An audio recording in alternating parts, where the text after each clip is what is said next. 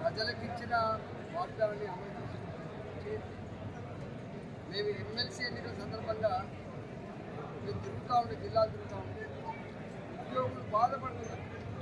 మేము ట్రైన్ నుంచి పోయిన వాళ్ళు అయిపోయింది, కనీసం హెల్త్ కార్డు కూడా సరిగ్గా ఇవ్వట్లేదు, ఇచ్చిన హెల్త్ కార్డు కూడా సంపూర్ణంగా అమలు చేయట్లేదు, మీరైనా మాట్లాడవచ్చు.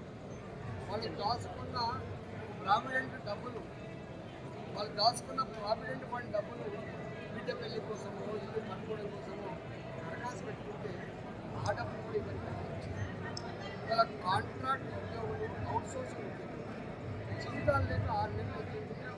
ల్యాబులలో, టెక్నికల్ ల్యాబ్లలో పనిచేసే వాళ్ళు అంటున్నారు, అయ్యా మేము పనిచేయలేకపోతే వాళ్ళు నిరుద్యోగ యువత ఆనాడు కేసీఆర్ని మనం మోసం చేసాడు, 3,000 రూపాయలు ఇస్తామని చెప్పి ఈ ప్రభుత్వం 4,000 రూపాయలు ఇస్తామని చెప్పింది.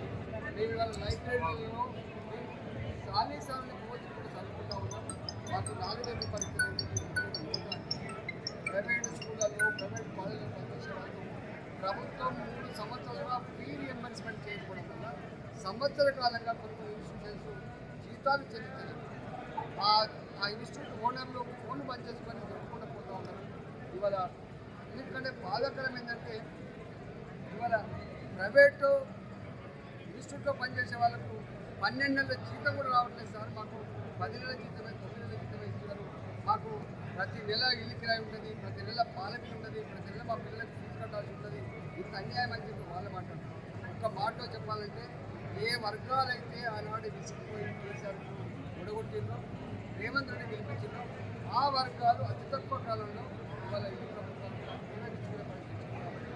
ఇవాళ మేము ఆ నిరుద్యోగ యువతకి, ప్రైవేట్ ఇన్స్టిట్యూట్లో పనిచేసే టీచర్లకి, లెక్చర్లకి, ఇవాళ ప్రభుత్వ ఉద్యోగులకి, కాంట్రాక్ట్ అవుట్సోర్సింగ్ ఉద్యోగులకి మీ సమస్యల మీద కొట్లాడే బాధ్యత మా చేతుల్లో పెట్టండి, తప్పకుండా మీకు అండగా ఉంటామని చెప్పి ఈ సందర్భంగా అందజేస్తా ఉన్నా.